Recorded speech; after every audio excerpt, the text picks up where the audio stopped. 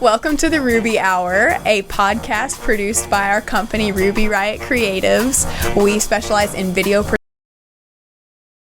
The podcast is devoted to interviewing extraordinary people doing extraordinary things and nuggets of wisdom that they've learned along their journey. Also, just want to give you a heads up about inappropriate things. Step. Okay. Does it look good? Awesome. Well, thank you so much for joining us today for a very, very special snuggly episode of the Ruby Hour. I have the amazing Angie studio here in her bed. And we're just going to do a very intimate talk today. So this is not going to be our typical... let's just jump into Angie. What is it that how do you serve your community? So, several ways. I am a coach. I've been a performance and leadership coach for many, many years, and integrate more intimacy and relationship into my practice, because that's one of the things that I saw what kept coming up as a theme constantly. Was coaching, it would all boil down to relationship. And then from just my own personal curiosity, my own personal life, pain points, discovery, personal trajectory took me in this direction towards sexuality, intimacy, communication, all of those things. So it was a natural flow. Experiences, want to bring them into my community. It was one of those like, pow, like, oh my God, everybody needs to know this type of moment. Like, every woman I know needs to know this type of explosion in my own being and self. And then I also lead monthly women's groups in community. I call them all about getting into your body, getting into your power. There's embodiment practices. We talk a lot about relaxation and a lot of embodied of movement. There's sound. We have great music, and it's just super, super fun. And then conversation, like real raw conversation that we don't normally talk about out there in the day-to-day living of the world. And it's fantastic. Like, that just lights me up so much. I started those circles for me because I want. Yeah, it's just great. So, to be clear, it's like my favorite thing about you, and when we met, it was like you were taboo. You were not afraid to approach things around not just general like woman empowerment and femininity, but you were like, I'm here to fuck.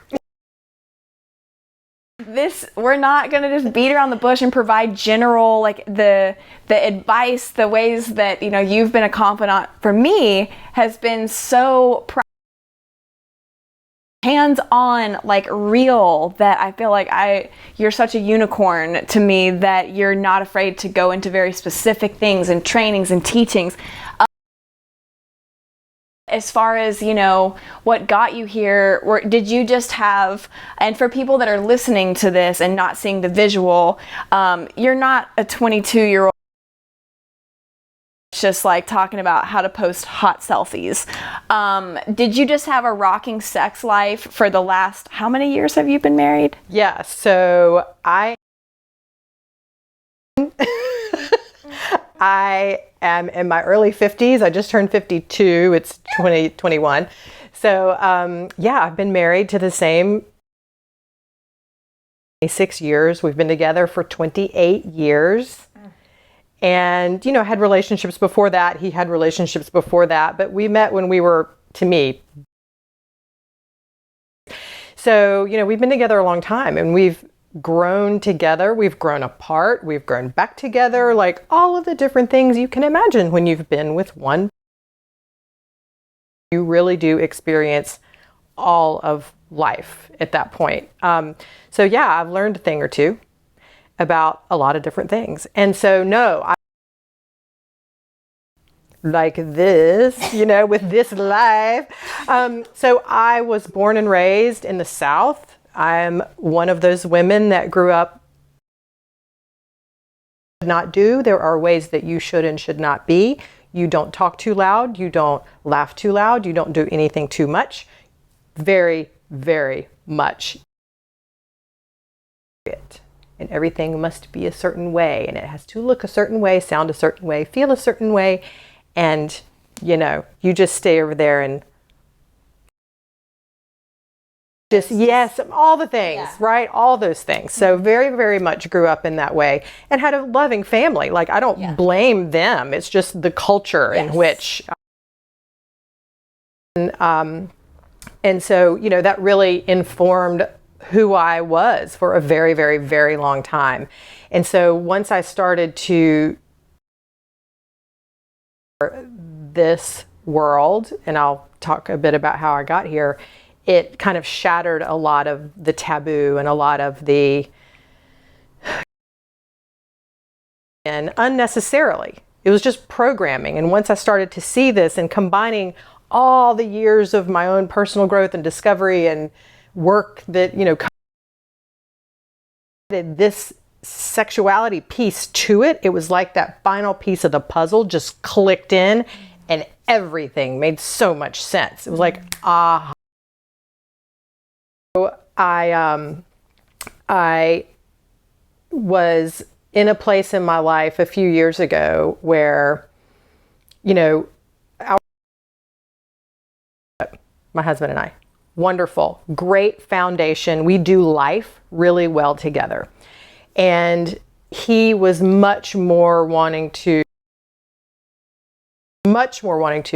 explore. He was the one who was always initiating sex. I was always, you know, I have 2 children. I was mom. I was, you know, there were times when I was busy, had too much responsibility, and still this like little voice in my head was somewhere in there going, you know, girls just like, I'm a mom now. Erotic, like that's just, I don't know, maybe if we go out of town, it would show up, you know, stuff like that. And so really diving into this work, that's all bullshit. It's just all complete bullshit. So that little bit around maybe if we go out of town. Yeah. Something that I've recognized is talking with girlfriends, and in my own personal life, it's it genuinely turns me on. What will create a response in my physical body? What do you run into a lot with clients when it comes to, oh, well, he wants more sex and I'm so busy. Mm-hmm. Why should that be on my radar? Or I have a hard time getting to that place. Very, very, very, very. So, and I think it starts with, number one, if we're talking in this scenario about women, whoever, about that sense of how do I turn myself on? So really great questions to ask are, I turn myself off, or I turn myself off by, and then digging into that, because it's all about the self. Mm-hmm. We want to project someone else, like they want it or they don't, or he doesn't do it right, or I'm bored, or this thing or that thing, but it's all really right here and taking radical responsibility for your own actions. What really that means is to identify in yourself what you want. What are your desires? What does those questions, and being curious about it. I think, you know, we get to a point in our lives where we lose curiosity. And especially when we're in a long-term partnership, we think we know. We don't. Human beings are vast. Like, there's so much to learn about a human, and we're never the same person from year to year, day to day. To learn. But from a practical standpoint, getting women back in touch with their bodies, and that's where I do a lot of the embodiment work. because of one of the other things I hear is that women feel like bobbleheads. Yeah. Like I'm just all up here living my life and thinking the thoughts and just all heady and by outthinking the problem and outthinking the situation, and it doesn't work. Dropping into the body is in her body. And our bodies are much more powerful than our stories. Way more. Just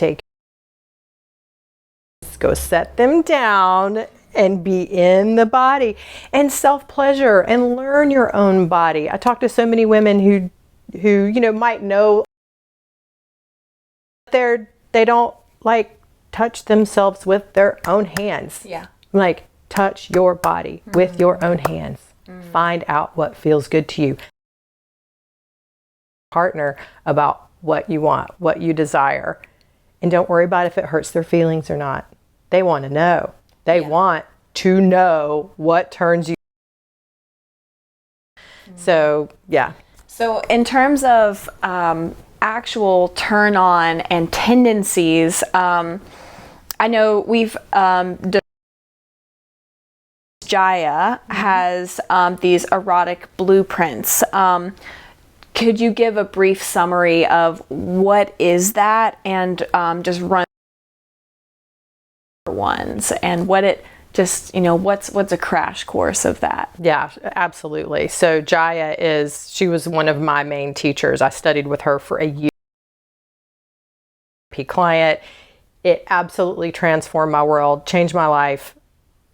Like so much. Like I knew that doing this work was going to touch a lot more sex, and it did.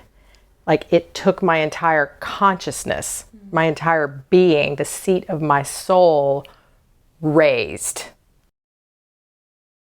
That would be the thing that would do that, but it is. Like it's so primal, and it cuts to such a deep level of who we are as humans. Like it really, truly is. So Jaya has created a body of work called the Erotic Blueprints. And it's basically like kind of the love language type. 5 main blueprints that people, you can categorize yourself into.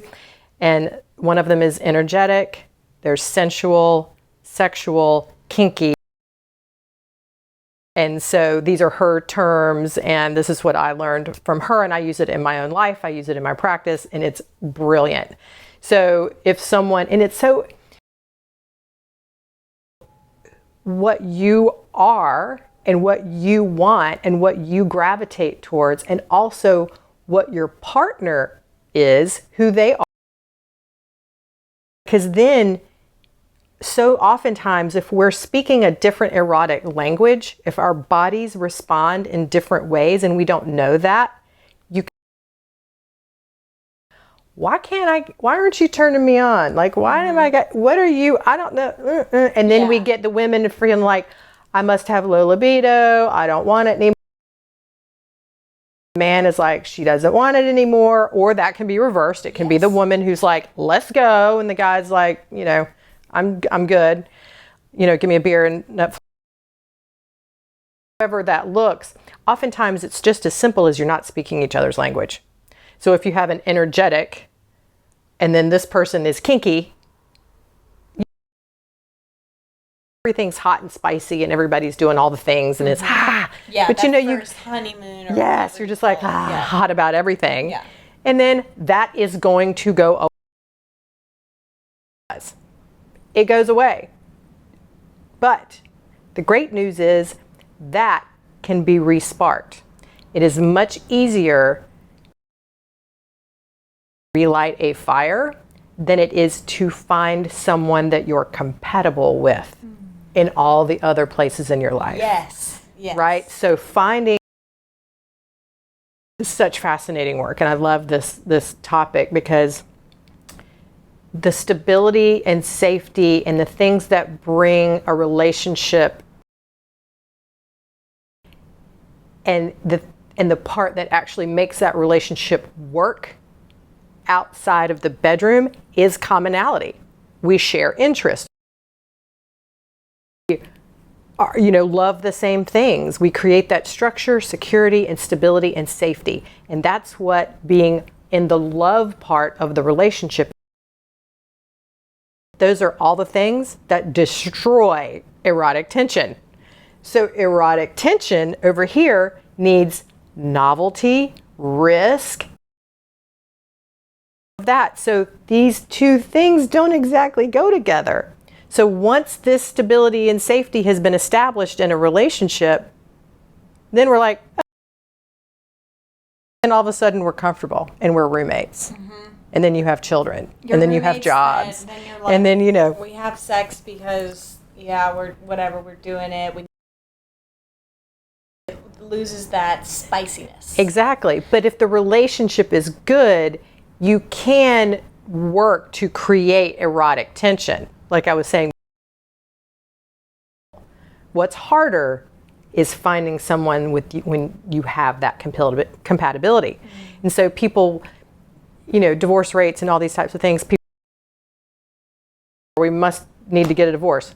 Not necessarily. You just need to create some erotic tension, and we can do that. So with the erotic blueprints, if they're, could you do a quick like what's kink? What is energetic? What's sensual? Got it. Okay, so is someone who is very energetic, like you're going to feel someone. It can be the type of thing where you can be sitting across the room from, again, erotic tension. That's where like tease comes into play, and it's all just about energy. And all of these blueprints also have a people that are energetic are very, very responsive to someone's energy. Like the energy has to be right or it won't work. Like you have to come to me with a nervous, frantic kind of desperation. I'm like, no. Like I need relaxed over there. I need confident.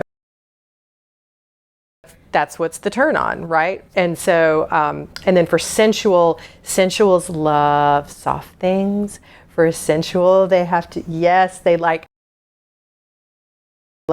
the lighting has to be right. They have to write the right music, lighting candles, the right smells. Again, super, super duper soft things.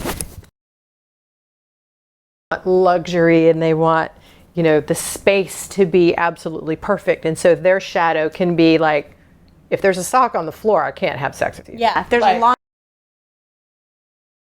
because all I'm going to do is in my mind be thinking there's a sock on the floor.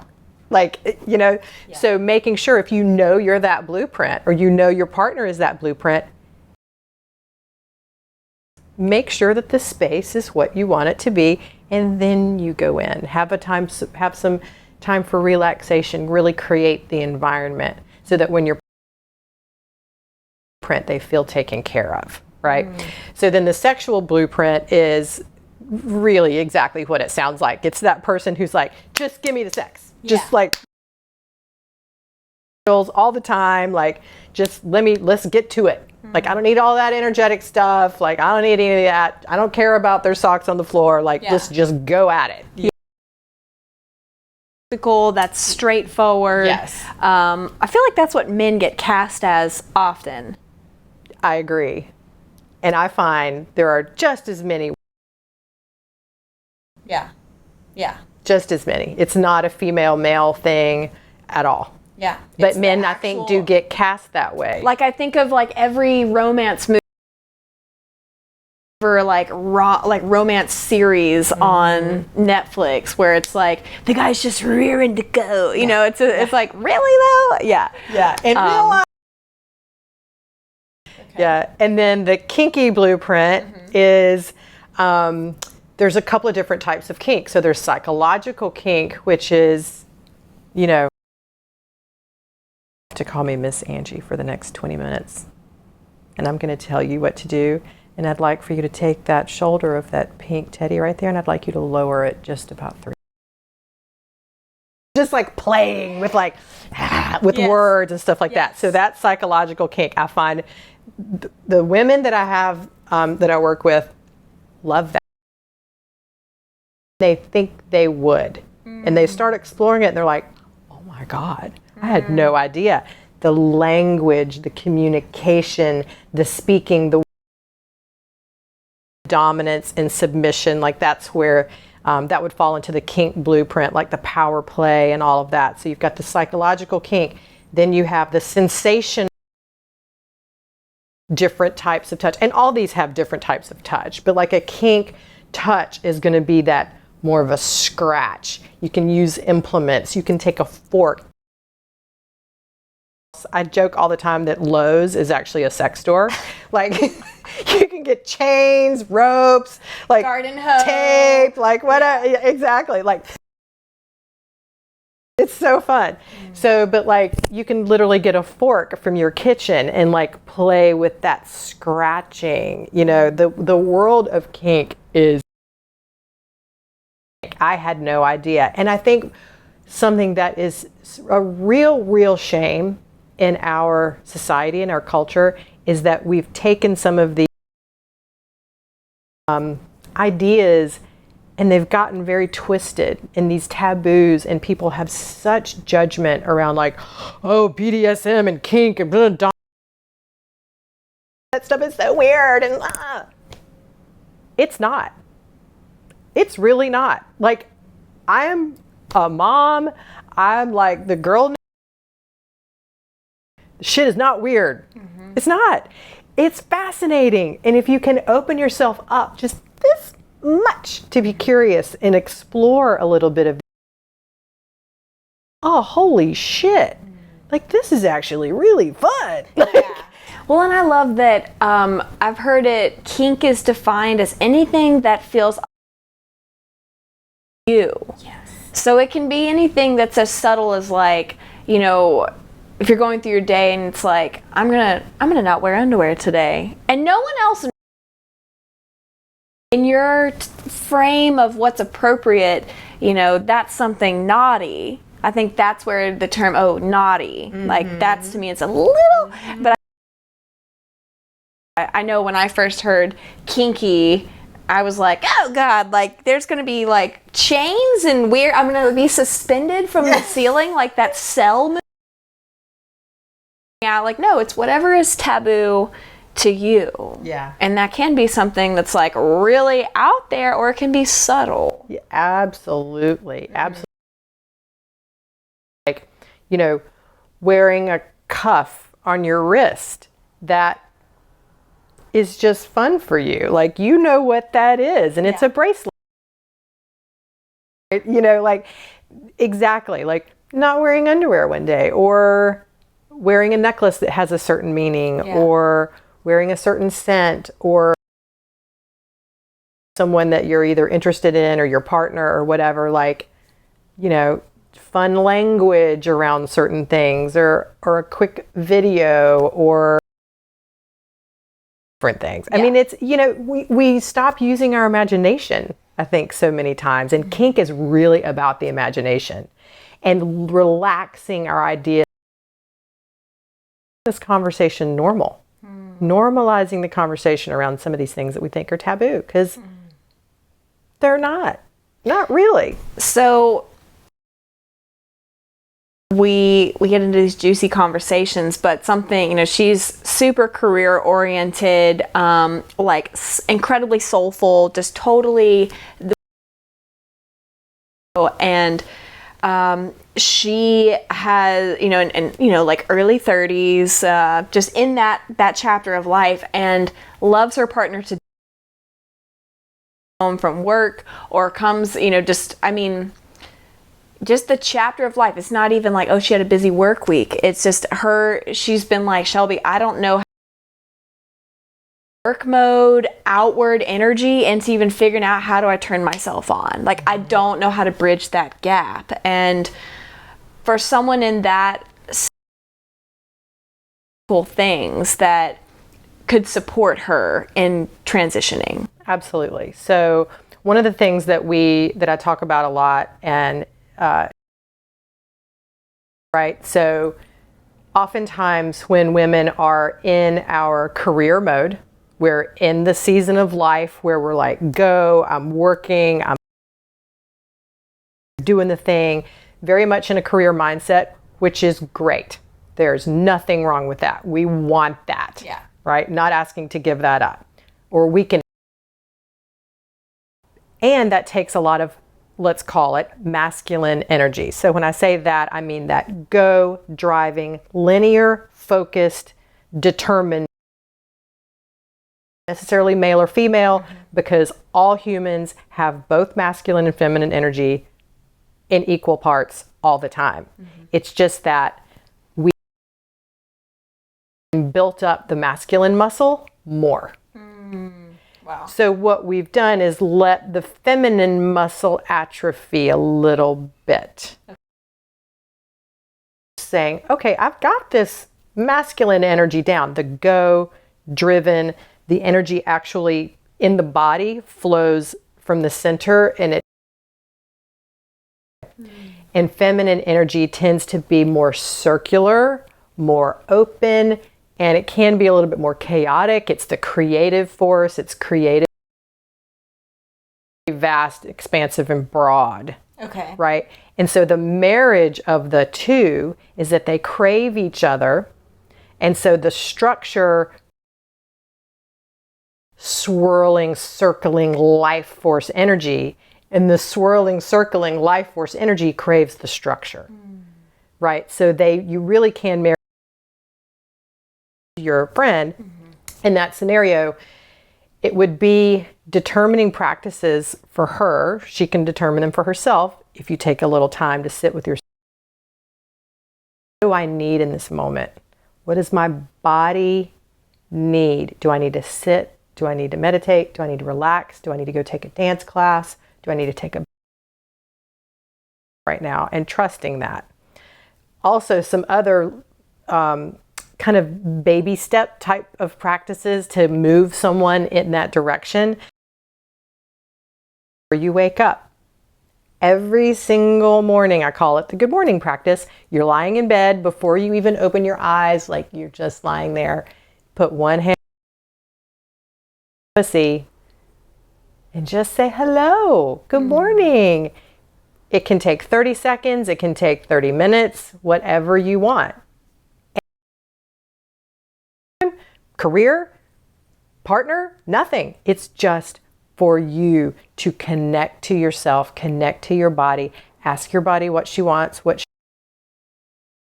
nice to see you, I love you, like connecting to yourself in a very feminine and open way. The clitoris has 8,000 nerve endings.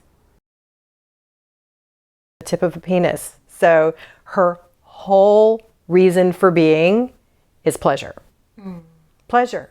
That's it. So starting your day pleasure practice and breathing into that energy and starting to build up a little bit more of that feminine throughout your day and checking can start to move someone down that path. And then there's tons of other things depending on that person, what would be resonating for them as far as like building that flow muscle and not overutilizing the masculine, because we don't want to get rid of either one. So that makes me think of I came to you because I was in a season of life where I had a partner in my life that, myself in positions where I was wanting to take charge, trying to make plans to go out of town or do, just life activities. And I found myself craving being able to relax. I wanted to let go of control. And I think, I've died laughing with girlfriends so many times that are career oriented or they're entrepreneurs and they know how to do that grind thing, and then they come home out of being in control. And I had expressed to you, I want to have somebody that's like just grabs the reins, grabs my hair, up against the wall, baby. Like I wanted that. Talk to me about how does that polarity play out in relationships or coupling? so much, especially from women who are go-getters, ambitious, really, I mean, a lot of women, but it's like just, I want to be fucked up against the wall. Like, just take me and, and we have guilt around that. Yeah. Like, I shouldn't want to be, would make me not a good woman. Right. Like, Well, and that's not the a whole feminist, narrative. I'm not going to be for women if I want some dude to come over here and throw me. Yes, that's exactly what we want, because that's the polarity that I'm talking about. When we're in the space of erotic tension and friction, there's no morality there. This is a tough one for people to swallow. There's no morality in the bedroom. There is. I love that. Right? There is consent. Two people creating something together very openly with tons of communication can create whatever they want, however they want it, with whomever they want it, anytime they want it, as long as they're on the same page. Like anything, like I can want to create any sort of scenario, any sort of scene. You be the cop, I'll be the robber. Like, I don't know whatever floats your boat. Like you can go. And communication. So I find so often that women find themselves in this position of, I just want somebody to take it. So two things in that.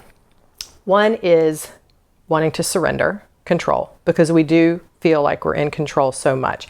And that polarity, right? So from we'll say the woman's perspective, the more feminine energy perspective, that means surrendering and relaxing. We've been like, la, la, la, la, la, killing it all day. We want to do that. And we get there and we're like, okay, but then we're still in control. I got to send 72 emails and and by the way, you're not doing it right. And right? It's like the brain is still running, even though we're sort of in our bodies going, it's a true letting go and a true surrender, so that you create the space for the masculine to take a stand for you. Half in and half out, he's confused. Yes. He's like, I don't know. You say you want this, but then I'm not doing it right. So he doesn't really. And having that conversation, I want to totally surrender, and you're going to have to help me. Yeah. Help me. We've got to help each other. Sit back and he's going to magically know what to do. Like, you've got to work with each other, right? And another thing that can happen is, women,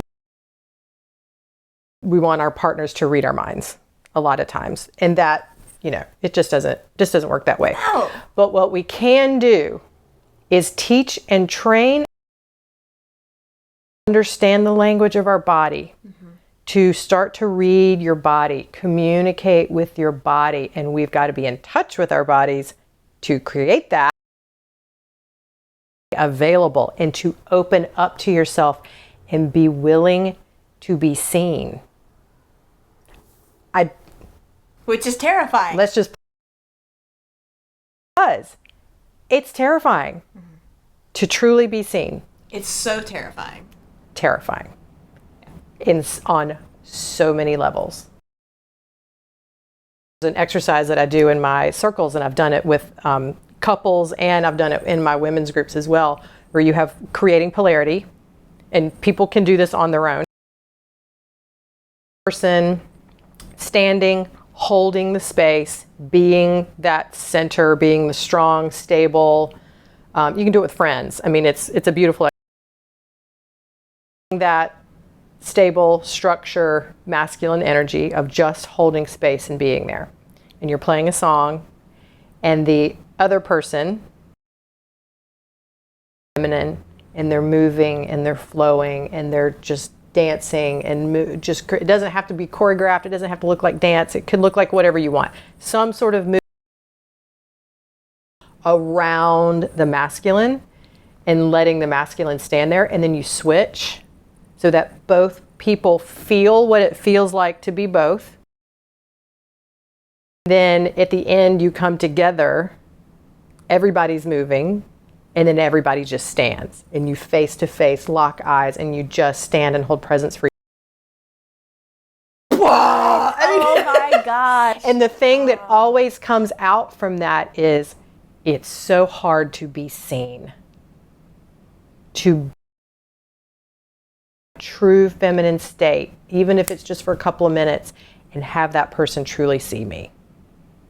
Whoa! Yeah. It's even just in a small scenario to the bedroom.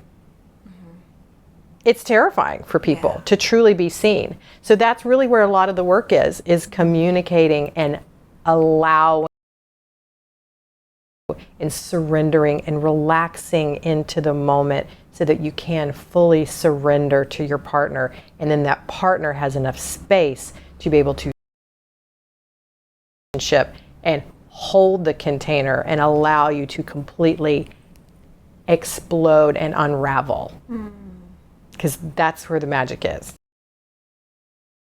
So beautiful. And I can imagine that I've done similar exercises where it totally feels, just to, the 5 minutes looking into somebody's eye. That can happen in that time of just simply gazing into somebody else's eyes.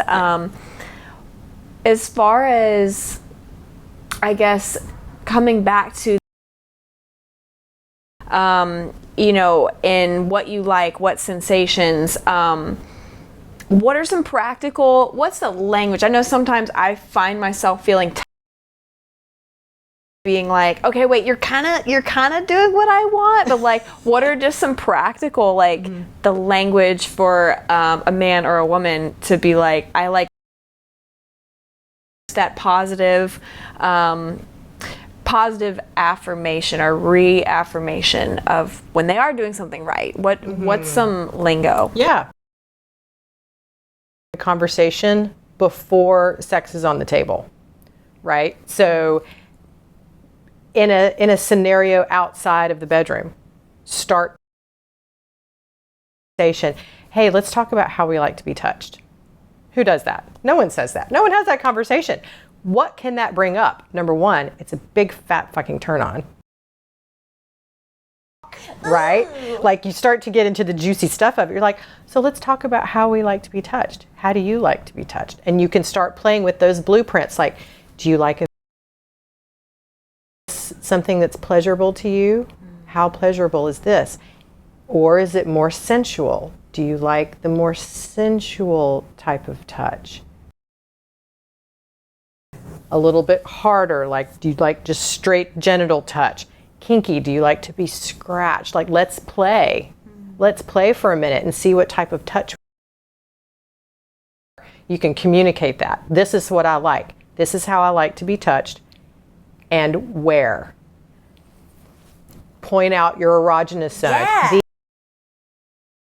I like to be touched very lightly, but on my breasts, I like a little bit harder. I like a more sensual type of touch. So you're instructing each other on what you like before you're actually in the place, because then you're all wrapped up and no one's really listening, and then you're going to get in your head, he's not doing it right, and blah. To feel like I'm not doing it right, and and then that loop is right, and then that's where typically most people live. So when we can have those conversations, know someone, or even if you're in a long-term partnership, go back, right? Create a date for yourself where you're like, okay, let's talk about that. Let's start over fresh. And start talking about the types of touch. Play with them, see what you like. Another thing is something that I call sensual flingering. To flaneur means to wander. So you take turns with your partner. Like one person is there on the 20 minutes, 30 minutes, 10 minutes, whatever you want to do. And you literally just wander over your person's body. Just play, wander. involved, or you create it however you want, right? That's the consent conversation. But these are the types of exploratory and discovery type of sessions and conversations. When you do actually get into a scenario, you have information that you typically don't have beforehand. So now that you have, okay, I got an idea here. I got an idea of what we like. Talking about what you like. Do you like dirty talk? Do you like vocal sex? Do you like it quiet during sex? Are you more meditative during sex, or are you outward with eyes open, like talking the whole time? So actually learning these things about each other before you're having sex. So that just made me think about dropping into like genuine, not just like the engaging. I think of there's a very outward energy if I'm being intimate with a partner and I'm more of their experience versus when I go into my own receptivity. I find maybe it's because I am a very visual person and I work in I naturally want to close my eyes. I want to close the sensory of the visual. And I mean, looking around, unless I'm like about to climax and I'm just going for like, you know, the fireworks explosions of like, oh, that's so erotic to see. Space, I very much usually want to have my eyes closed, but I've been like, is that me avoiding intimacy? Is that something where is that a wall, or is that me genuinely surrendering to like, I think of it as seeing and experiencing with my body and not the two things. I resonate with that a lot, just on a personal level. And I think that it's probably more common than we think. I don't have any best or not best way around any of that. I think it's so deeply personal. And it just is what it is. Right? And it can change. Right? Like, okay, let me try one time keeping my eyes open and see what happens. Right? And if you don't like it, you don't like it. Like, it's not that big of a deal. Like, I agree. Like, sometimes shutting down one of the senses, like I love wearing a blindfold. It's super hot to me because of that reason. Senses down and heightens everything else and gets me more out of my mind and more into my body. Like a lot of the body mapping work that I do and just different, you know, each other and all of that, we'll definitely have people wear a blindfold because of that reason. And it does kind of get you into it can produce a more meditative visualization, and you're using your own, like, this is what's happening now in my body, and gets you into your body. So yeah, I mean, that's like great if it's working for you. I think the being able to communicate with partners too, of being like, I'm closing my eyes because I want to fully experience like what this sensation, this completely and out of my mind, you know, to be like, I'm not shutting you out. Exactly. You know, like, like, yeah, I'm great. not ignoring you. Yeah. I'm not picturing someone else. Or, yes. Or you can. Who cares? Comes to, let's say there's one partner that's more adventurous and being like, hey, I think I might want to be spanked. And then the other person like doesn't know how to, you know, if it's something taboo and the other person is unfamiliar with it, what are some things, what's in that scenario? Which side? Let's start with the one that your partner says, well, I can just think of so many awesome things. Not at all. Yeah, you know, if your partner's wanting to do something that you perceive as taboo, like, right. I just have an ongoing great thing going of being like, you know, honey, I really want to try pegging. Rolls, you know, like I'm taking it. I would love for you to take it. Energetic cock. Yeah, absolutely. And then, and then it's like, if it's shocking, if it's What can that partner that just heard a request, what are some tools to maneuver a scenario? Yeah. So number one, communication.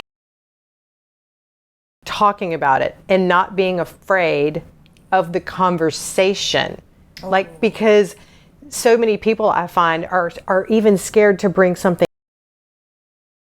gonna happen actually 2 minutes later. Just because you said it doesn't mean that it's gonna happen like in the next 5 minutes, you know. Just talk, just for fun. And I tell people all the time, lighten up around all this stuff. It doesn't have to be so heavy. It's like, you know, have a conversation thing in your mind. Like, what's the craziest thing that you want to do for you? Like, what would that look like?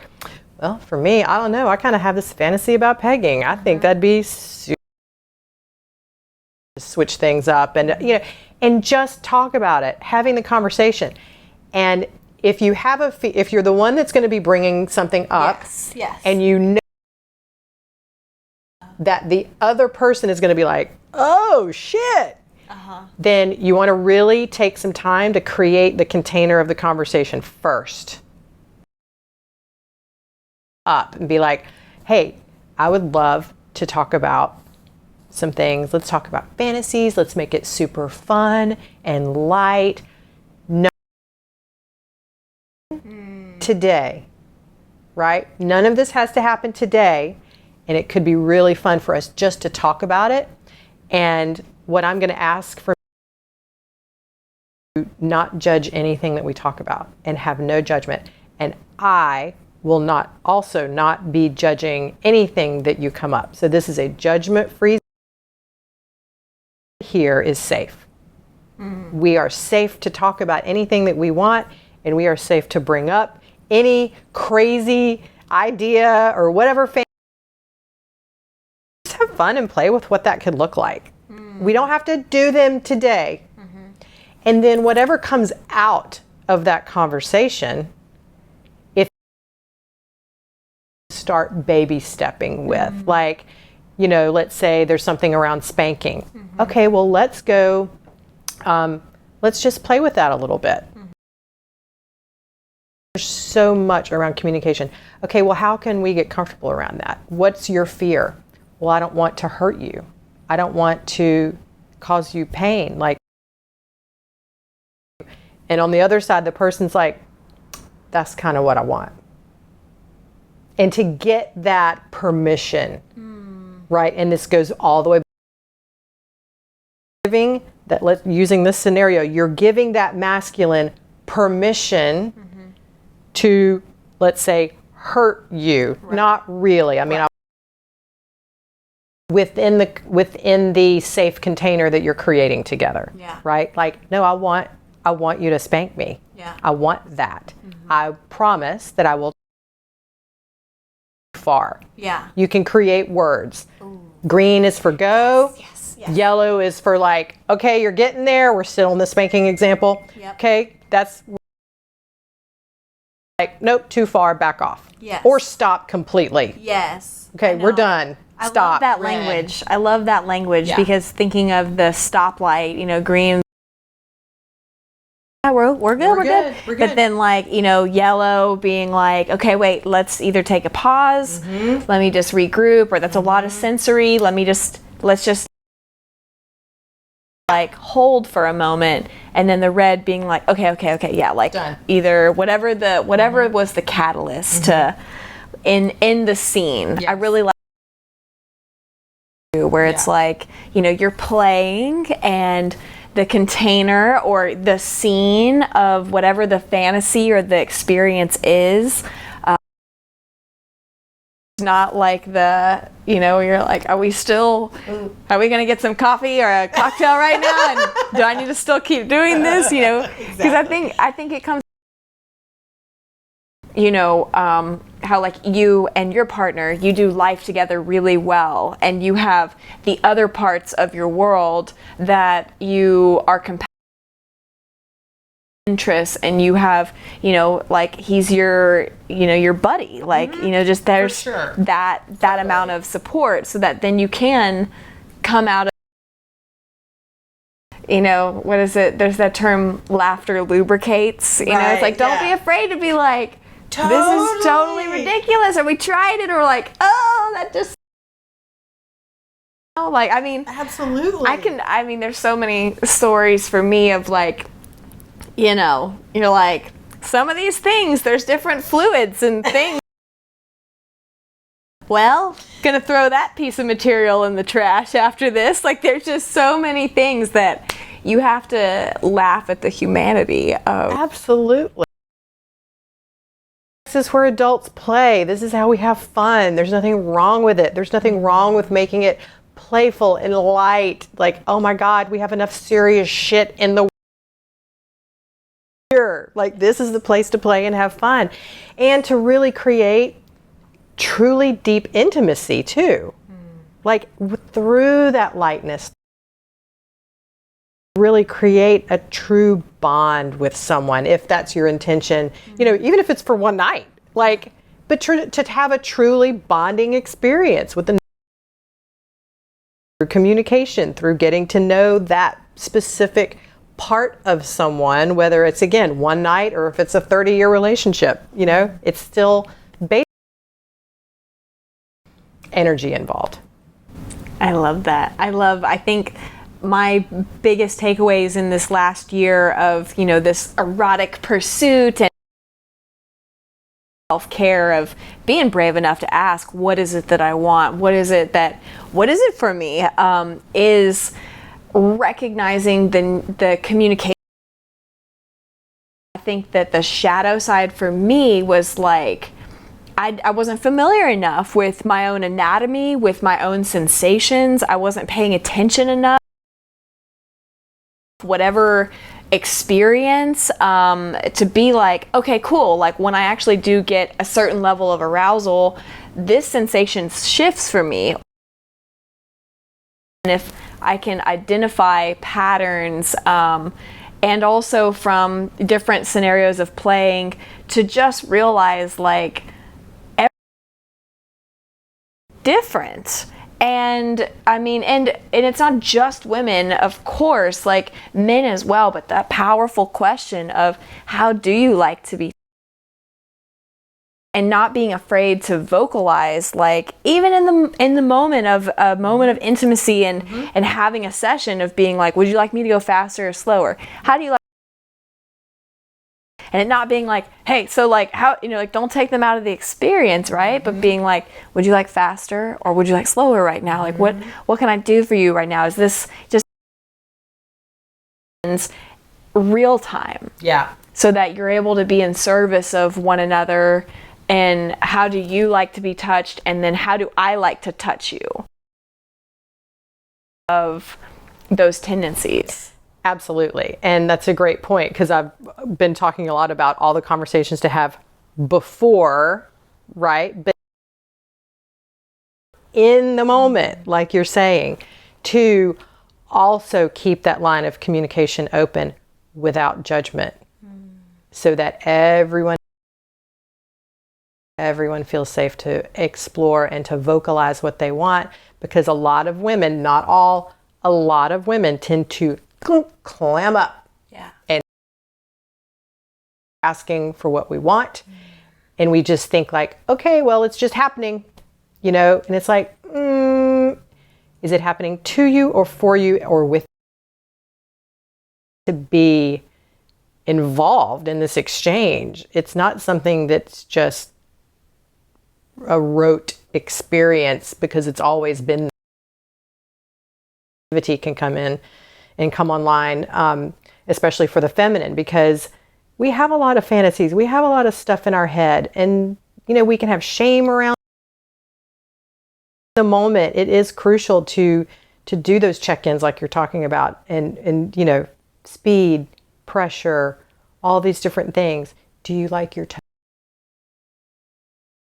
What do you like in between your toes? Do you like, you know, licking in between your toes? Do you like, and then for the person, just because the question is asked doesn't mean you have to say no. Yeah. Right? You can say, no, I'm good. I'm good there. And you can also kind of take the charge out of it from a yes or no question by doing it in love that. Right? So the question, instead of, do you like, your big toe sucked? It could be, how much pleasure does this give you? Five being orgasmic, 1 being, don't do that. 3 is like neutral. Yeah. So if someone says, on a scale of 1 to 5, how pleasurable is it? It's a 3. It takes the personalness out of it. I love that. Right? The other person isn't going to take it personally, right? Yeah. If you say, they're going to be like, no, that's personal. Yeah. So we want to take that out of it and just let your body say what it wants to say. I love that. Thing around, having shame around certain fetishes or certain things that just happen to turn you on. This is something that for you, I can't vocalize that I'm into this or that I desire this or that I want this. So, what's something for, if someone's listening to this right now and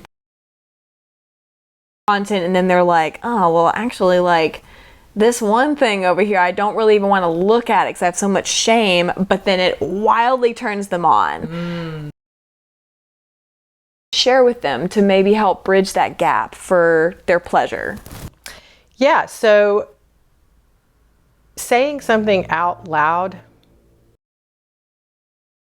saying it out loud takes the charge out of it. So it kind of depends. Is this something that you want to keep for your own pleasure, in your own mind, is kind of your place to go that's private to you? There's nothing wrong with that. Or that you actually want to have an experience of in the real world, in real time. And if that's yourself and you're like, that would actually be, I actually really want that. Like, I want that experience. Then, again, it's about communication and a container up with the person and explaining and exploring what that could look like from a very baby step type. I got this thing. And you can make it fun and funny and light, right? It's like, I got this thing and it is out there. To me, the other person might be like, no, but in your mind, it's like so huge. But it's like, I got this thing. To me, it's like crazy, crazy. And, it is, and deeply it feels for you. Like, this so deeply turns me on. And then talking it, saying it out loud, letting it be, and see that you don't die because you said it. Yes. Right? And then like, oh, I didn't just get swallowed up in a big hole into the middle of the earth. Exactly. Like, I'm still here. I'm still breathing. All right. And then, if it's something that the two people are like, I don't know, maybe find ways to slowly take steps to move towards that thing. And then sometimes it's I don't know, let's just jump in and do the thing. Yeah. Happens. So it really depends on the person and where they are, but releasing that shame, because let me tell you, everybody has their stuff. Everybody has fantasies. Everybody has that thing that they think like, ooh, that one's really go there. Like, oh. Can I tell a quick story? Yes. So I was in an event years ago, and there was an older woman at this event, and she was around 70, right? A whole life story I won't get into. But one of her fantasies was to be gangbanged. And she was like, y'all, she's married, been married to the same man for 40 years, 50 years. Yeah. They have the best relationship. And she was like, I want a group of men. She's like, I just have this crazy fantasy. And just her being able to say that out loud to it was so freeing and liberating. And then it liberated all of us. You know, I don't care. Like, she can want whatever she wants. I have no judgment around that. It creates the people around you to be able to own their desires. And we all get to own what we want. Again, doesn't mean it's going to happen. But you get to want what you want. Yeah. Well, and I love that idea of like, you know, is it something that you want to share and bring into the external world, or is it something that, you know, you have in your awesome pocket of like, here's this nasty thing that is my thing. Mm-hmm. And it's me, myself, and I. Yeah. So it might be something you just want to keep for you. Mm-hmm. Share out there in the world. I love that. How can people get involved, follow any of the content, and you up? How can they find you? How can they get connected? So I have a website. Obviously, it's www.out. I'm Angie.Byrd on Instagram. And it's BYRD. BYRD, correct. Angie.BYRD on Instagram. List. I have a newsletter that goes out. I do love the newsletter. Monthly programs. I do all sorts of things. So all the information is there on Instagram. Amazing, Angie. Thank you for your time. This has been such a bucket list, juicy conversation. Thank you so much. And for watching, if you have any questions or, you know, post recording things to share with Angie, feel free to email them to us. It's not going to be shut down by all of the internet gods. And thank you so much for listening. And thank you, Angie. Thank you, dear.